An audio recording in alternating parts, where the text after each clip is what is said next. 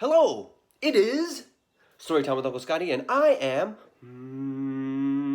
Uncle Scotty, your host for Storytime with Uncle Scotty. We have our own mugs, and as you can see today, we have our own wall decoration. Look at this. Ta-da! I'm really good at this. So good at it. This may have used to be a bookmarkus, but now, remember when this wall was so blank and so empty? Now it is fully decorated thanks to a bookmarkus. So if you would like your own wall decoration or mug, you can check us out on Patreon. Speaking of, I wanted to give a shout out because it's time for shout outs to one of our most faithful, devoted, awesome, radical watchers of Storytime with Uncle Scotty, Beatrix. Beatrix, thank you so much for continuing to watch, following along with stories. Hope everything is going well for you down in Atlanta. And it's been a pleasure to have you on for this journey as we go on to read all these stories and also to read some stories for you, specifically for you. So if you, anyone else, non-Beatrix, is interested in reading some stories with me outside of this, or you want your own mug, or you want your own bookmarkus, aka wall decoration, you can check us out on Patreon. Otherwise, I'm so happy that you're here, and we're going to do some reading. We have been reading Ways to Make Sunshine by Renee Watson, a Newbery Honor and Coretta Scott King Award-winning author. And in Ways to Make Sunshine, we have met Ryan Hart and her family, and we've learned that they had to move because their father, Ryan's father, lost his job because his post office closed. His post office office closed. Post office office closed. And so they had to move into a new house. Pros, Ryan gets her own room. Cons, the new house doesn't feel very new, it feels old. And they had to say goodbye to one of their cars. So they've moved into the new house, and we're going to see what happens now as Ryan tries to make sense of her new life. Let's check it out. Chapter 5, What Nightlights Are For. Something is on the top shelf in my bedroom closet, and I'm too afraid to open it. I'm standing on the stepladder, trying to find a place to store the bin that holds my winter sweaters. The closet in my room is smaller than small, so I have to pack up some of my clothes to put away till I'm ready to wear them again. I try one more time to get the bin to fit in my closet, but I can't push it all the way back because there's a tin canister that's in the way. It looks just like the round cookie tin Grandma always has in her kitchen at Christmas time. Ray, can you come help me? Just a minute.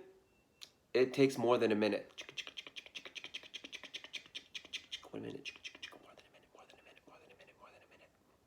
But finally, ding, Ray comes to the bedroom.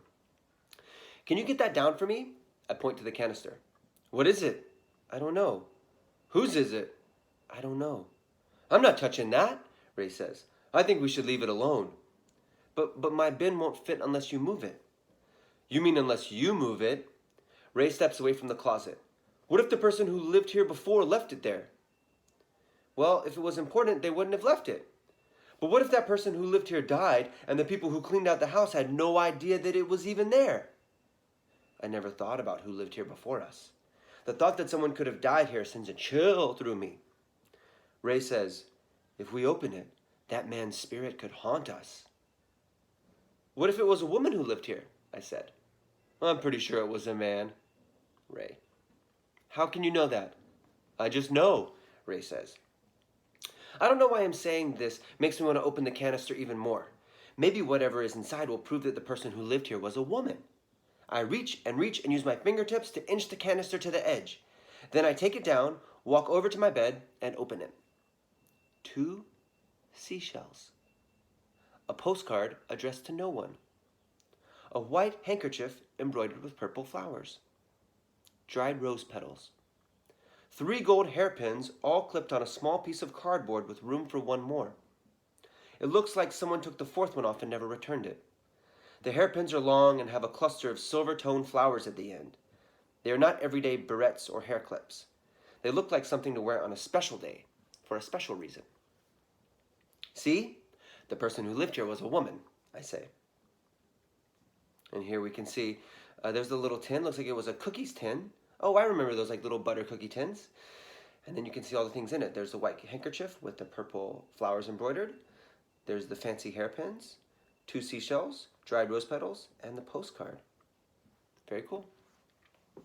You don't know that. Ray steps closer to look at the items. He inspects them all and says, Why do you think someone saved these shells? I shrug.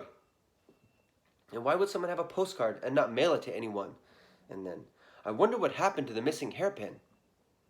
Maybe she was wearing it when she died. Ray, stop trying to scare me. Ray laughs an evil laugh. Ah, ah, ah, ah. Stop it, Ray, I mean it. I push Ray and he finally quits teasing me. I make up stories about the things we found. Fun stories that aren't creepy or sad. I tell a story about the most beautiful bouquet of roses the woman was given on her birthday. Maybe a big, important birthday that marks a new decade of living, like 40 or 50 or 60 or 70 or 80. It had to be an important occasion if she saved some of the petals, I told Ray. Ray says, just to annoy me, I'm sure. What are you going to do with all this? I don't know. Put it on my dresser, maybe? These shells are so pretty. They shouldn't be hidden in a dark closet. I think you should put everything back the way you found it, Ray says. You sound like you're scared. What, you think something's going to happen if I keep it out? It's not yours, so you shouldn't play with it. I'm keeping them, I say. I put everything back in the canister and set it on my dresser. Ray walks out of my room. Don't come crying to me when his spirit comes to haunt you. I close my door, keep setting up my room, and try to forget about everything Ray said. I put the plastic bin of sweaters on the shelf, make my bed, and find a place to hang my nameplate. It's a sign with my name painted in yellow against a purple backdrop. One of the vendors at a Saturday market painted it and gave it to me as a gift. And it wasn't even my birthday or Christmas or any gift-giving day at all. She did it just because. Mom said those are the best kinds of gifts. I think so too. I hang the sign above my dresser. I don't really think about the canister for the rest of the day. Not until it's time to go to bed. All day long, I've been so excited about having my own room, and now that it is time, I'm a little nervous to go to sleep all by myself. I'd never tell anyone that, though. Especially not Ray. Or Mom. She's in my room helping me get ready for bed. Honey, there's a nightlight for your room, just in case you get afraid tonight. I'm not a little girl anymore, Mom. I don't need a nightlight, I say. Well, maybe just keep it in case it's too dark and you need to see how to get to the bathroom. I'll be fine. I don't need it. Mom says okay and gives me her big mom hug, holding a little longer at the end. Good night. I love you. I love you too. Mom closes the door and I get into bed. I don't know how long I've been asleep. All I know is that a noise wakes me up. I can't tell where it's coming from. I lie real still, eyes open wide, and listen for the sound again. Nothing. I turn over to my stomach, close my eyes, and try to go back to sleep. The noise comes again. It sounds like a knocking, or maybe footsteps. Mom? No answer. Mom? More tapping. Ray? Ray, if that's you, you better stop it. You better stop trying to you better stop trying to scare me. The tapping continues. Ray? I think back to the thin canister we found. The seashells, the postcard with no note written on the back, the handkerchief and hairpins, the rose petals, hard and frozen in time. Maybe Ray was right. Maybe the spirit of whoever lived here before is angry that we went through her things. Maybe she'll haunt me every night until I put them back where she left them. I'm sorry, I say out loud. I'm sorry for going through your belongings. Just please, please leave me alone. I promise to put them back. I promise. You promise? A voice says. It's louder than a whisper, but still soft and quiet. I scream and put the covers over my head. Ah! Then I hear loud laughter and Ray's voice repeating what I said, mimicking me like a parakeet. It's a little bird who mimics. I promise to put them back. I promise. He turns the light on and off, making it flicker like a scary movie. Leave me alone. I thought you didn't believe in ghosts. Who were you talking to? Ray, get out of my room. The whole neighborhood probably hears me. And here we can see Ray being a punk, being a meanie. But we can also see how Ryan has decorated her room. Some little starlights, little reading lamp, little mirror, something nice on the wall. Mom calls to us from her bedroom. What's going on out there? Neither of us answers. Ray? Ryan? Mom comes to my room, hand on her hip, hair tied in a silk scarf, bathrobe on, no slippers. She looks at me first. What happened? I tell her the whole story, starting with finding the dead woman's things in my closet. And when I get to the part about Ray scaring me, Ray laughs like he's reliving the moment. And then, instead of Mom telling me he ought to be ashamed of himself for being so mean to his little sister, she says, well, Ryan, I told you to sleep with a nightlight. But having a nightlight has nothing to do with Ray being a mean old prankster. Mom goes away, comes back. She walks over to my bed holding the nightlight. This way, Ray will keep out of your room. He can't hide in a room that isn't dark.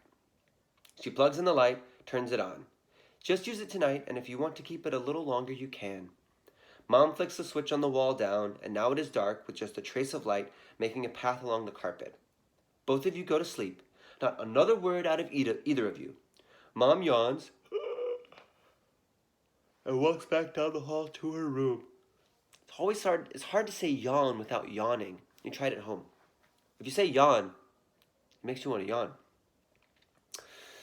She doesn't even make Ray apologize. But when he drags out, good night,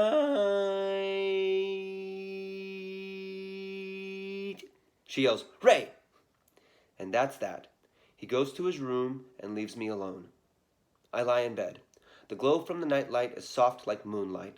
I don't really need it, but I'll keep it since it seems like Mom really wants me to have it. I'll keep it if it makes Ray stay out of my room. And we'll find out what happens next to Ryan in her new house next time on Storytime with Uncle Scotty. I have been your host, Uncle Scotty. We have our own mugs and our own wall decorations. Right there. Thank you for watching, checking, liking, subscribing, all those things. Sharing Storytime with other people. And send in questions, thoughts, anything that you want. I would be happy to answer, talk to them. Suggestions that you have to make Storytime the best kind of time that we can have. Because we have limited time and we need to make Storytime the best time. Okay, that's it. Bye!